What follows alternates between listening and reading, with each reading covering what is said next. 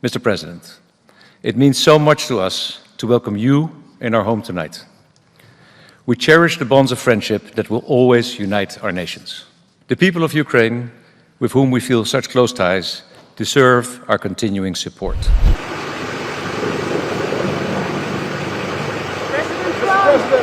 President, how do you feel about the royal treatment you're receiving?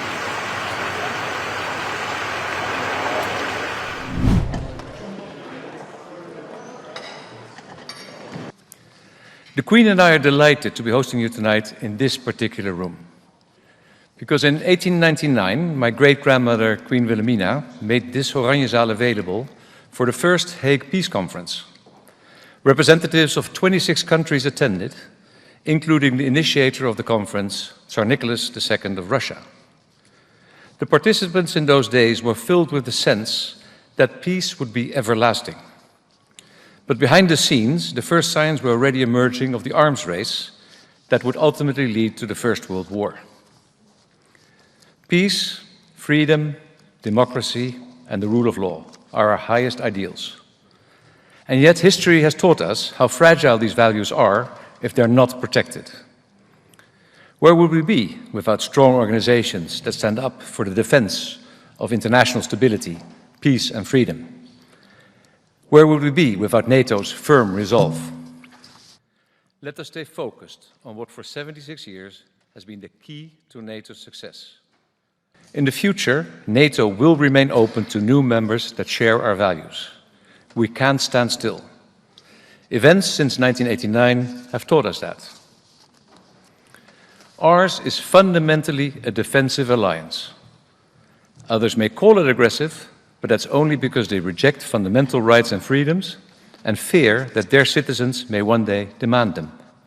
To the Dutch government for organizing this NATO summit over the course of 2 days. Mr. President, it means so much to us to welcome you in our home tonight. We cherish the bonds of friendship that will always unite our nations. Our friends and partners from the Indo-Pacific region are welcome in our circle as guests. And Ukraine, which for years has been embroiled in a daily struggle, making great sacrifices to defend its freedoms and ours, is welcome too. The people of Ukraine, with whom we feel such close ties, deserve our continuing support. It's impressive to see how we, as NATO countries, have succeeded in forming a shield behind which peace and freedom can flourish. A shield that's providing more and more people with protection. At the same time, every successful organization must always remain alert and have the courage to ask itself critical questions. Are we properly equipped for the challenges we face today? Is the division of costs and benefits amongst us sufficiently well balanced? How can our alliance operate more efficiently and effectively? These questions are especially relevant now that the threat posed by Russia and other hostile countries is taking on unprecedented new dimensions. But it is all worth it. This truly is a historic summit.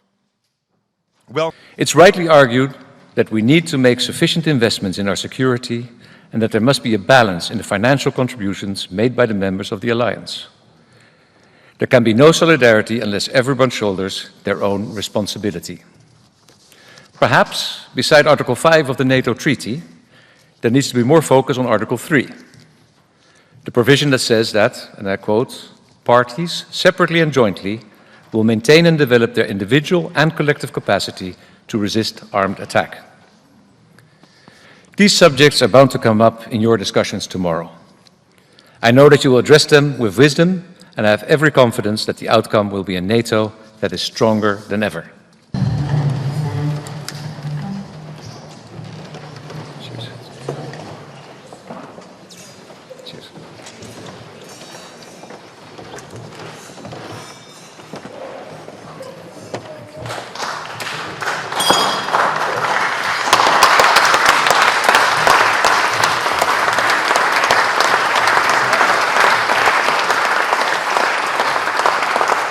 Their Majesties,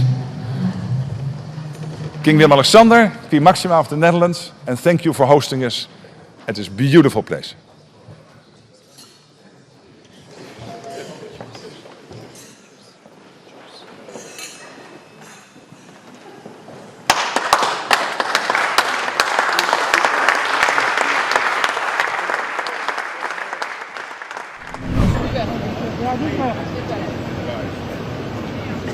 know it. Can we take photos for the president? Nope. These aren't official photographers. They're posed.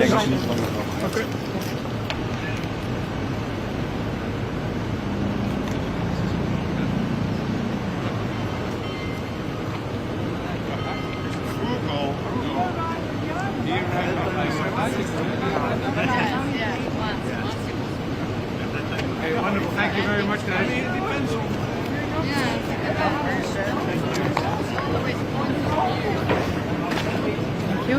Thank you.